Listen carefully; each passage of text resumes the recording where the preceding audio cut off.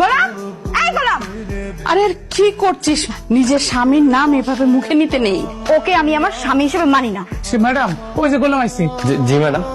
তোমাকে কি বলেছিলাম আমি? আমার হিলটা কেন চেঞ্জ করে আনো নাই? কিরে ফকিন্নি, ওর সাথে আমার বোনের বিয়ে হয়েছে বলে তুই ভাবিস না তুই রাজা হয়ে গিয়েছিস।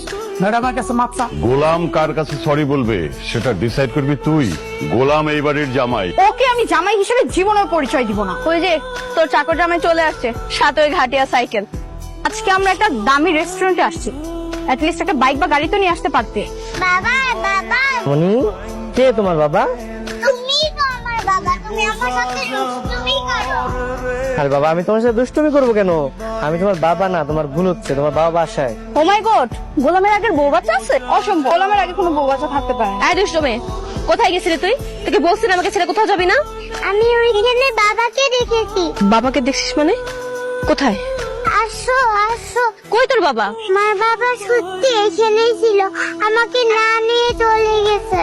ওইটা যদি তোমার বাবা হতো তোমাকে এভাবে রেখে চলে যেতে পারতো বলো? কেউ আছেন বাড়িতে? কি চাই? একটু যদি কষ্ট করে দেখতেন ওনাকে চেনেন কিনা। আরে আমার ছেলে শেহজাদা, তো শেহজাদের ছবি। এই শেজাদ স্যারের মা উনি পাওয়া গেছে। কোথায় কোথায় আছে আমার ছেলে? প্লিজ একটু অ্যাড্রেসটা বলুন না। মানে কোথায় পেয়েছেন আমার ছেলেকে? আসলে আমরা তো ওনাকে পাইনি, তবে ওনার বিষয়ে একটু জরুরি কথা বলতে আসছি আপনার সাথে। সরি, একটু লেট হয়ে গেল। তুমি এত লেট কেন করলে? আর ওই বাচ্চাটা কে ছিল? ওই বাচ্চাটার আমি চিনি না আসলে, আমার দেখে বাবা বাবা বলতেছিল। আসলে বাচ্চা পোলাপান তো, হয়তো বা ওর বাবার সাথে আমার ফেসের মিল আছে, এই আর কি। আচ্ছা বলো তো, তোমরা আজকে হঠাৎ করে এই গরিব ফকিন্নিটাকে রেস্টুরেন্টে আনতে গেলে কেন? আমার বাবার ইচ্ছে, সে চায় তার এই ছোট লোক জামাই যাতে একটু স্মার্ট হয়। সবই তো বাবার ডিসিশন, তাকে কে বোঝাবে? কেন, আমি কি স্মার্ট হইতে পারবো না? আমার মধ্যে কি কম আছে? তুই তো বেটা ওদের বাড়ির কাজের লোক। কি হয়েছে এখানে স্যার? কোনো সমস্যা স্যার? Sorry sir.